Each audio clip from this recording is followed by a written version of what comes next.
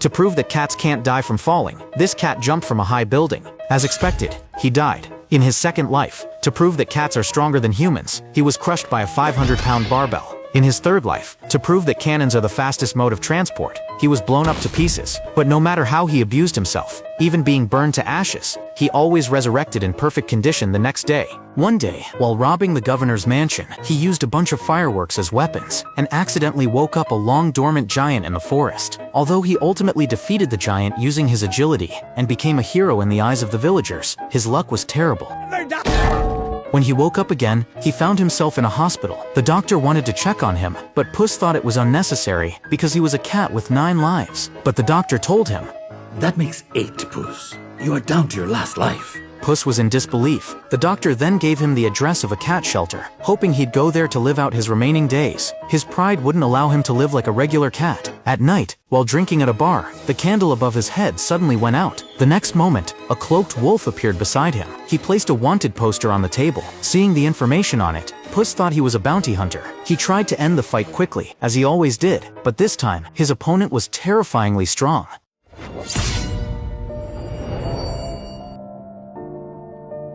He touched his forehead and looked at the blood on his hand. The fur on his body exploded with fear. Seeing him scared, Death decided to humiliate him. Pick it up. Puss, unable to even summon the courage to grab his sword, immediately fled. By the time Death caught up, Puss had already escaped through the filthy sewers. This experience made Puss truly feel fear for the first time. So he buried his gear and went to the cat shelter as the doctor had suggested, deciding to waste away his remaining life there. But by chance, he overheard a group of thieves talking. They mentioned that there was a map in the wizard Horner's house that led to the wishing star, which could grant any wish. In order to get his 8 lost lives back, Puss decided to take one last gamble. At night, he quietly snuck into Horner's castle and found a chest in his room. Inside was the map. But to his surprise, there was a person in the chest, his ex-girlfriend, Kitty. Just as they were fighting over the map, the thieves showed up, and Horner discovered Puss. Then the 4 factions erupted into a fierce battle. In the chaos, Puss escaped with Kitty. But just then, Death, the one who almost killed him, showed up again. After they escaped, Puss and Kitty temporarily put aside their differences and followed the map to the legendary Dark Forest. When Puss touched the map, the path ahead turned into one filled with lava. When Kitty touched the map, it became a poisonous swamp. Finally, when Perito touched the map, the path turned into one lined with flowers. So they decided to let Perito guide them with the map. Soon, Horner and his men caught up. They captured Perito and used him to force Puss to hand over the map. To their surprise, the thieves showed up at the same time. The 3 factions fought once again. In the chaos, the map fell in front of Puss. Just as he was about to pick it up, the eerie sound of a whistle echoed. Seeing Death approach again, Puss fled in terror. The map was seized by the girl. Though Puss and Kitty, through their perfect coordination, managed to get the map back from the girl, Perito was captured as a hostage. Puss tried to use the map to change the terrain, but suddenly, a crystal maze rose from the ground, trapping him inside. Kitty had no choice but to go alone to rescue Perito. While trapped, Puss saw the 8 lives he had lost. They appeared like ghosts in the crystal, urging him to abandon his companions. This way, he could get his 8 lives back. Just as Puss hesitated, Death found him again. He shattered all the crystals and advanced toward Puss step by step. He was fed up with Puss wasting his lives.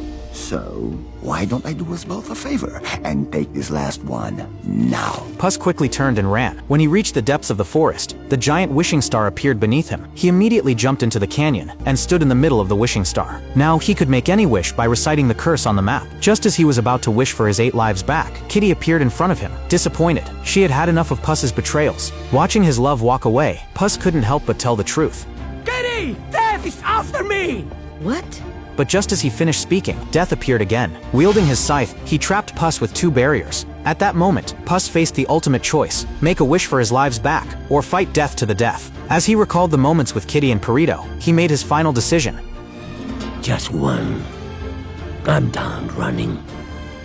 He discarded the map and grabbed his weapons to challenge Death. At that moment, Puss rediscovered his former courage. He pushed his speed and strength to the limit, even gaining the upper hand for a while. Yeah. But this only excited Death further. He combined both scythes, unleashing even more incredible power. Puss's sword was knocked away, but in the nick of time, he used the dagger Kitty had given him to block a lethal blow. Then he wielded 2 weapons and beat Death to the point where it had no chance to fight back. Even chopped off his weapon, Puss leapt into the air and unleashed his special move.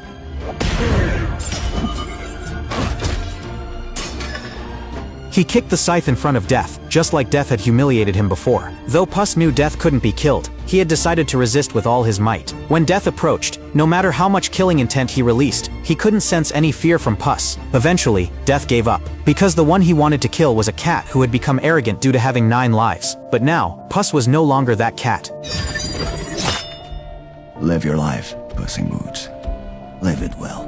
When Death left, Puss decided to give the wish opportunity to Kitty, but suddenly, Horner reappeared and snatched the map. He wanted to use the wish to gain the power to rule the world. In a desperate moment, Puss teamed up with the thieves to recover the map and completely destroyed it. Since the map was destroyed, the wishing star was also shattered. After Puss and the others escaped, Horner was consumed by the wishing star. Then, the wishing star rose into the night sky and exploded into a magnificent firework. Under the fireworks, Puss made a wish to spend the rest of his life with Kitty and Perito. But this wish didn't need the power of the wishing star. It was something they could achieve on their own. So, someone who has too much often loses themselves in the pursuit of more. But now, he had finally found something worth cherishing infinitely in his limited life.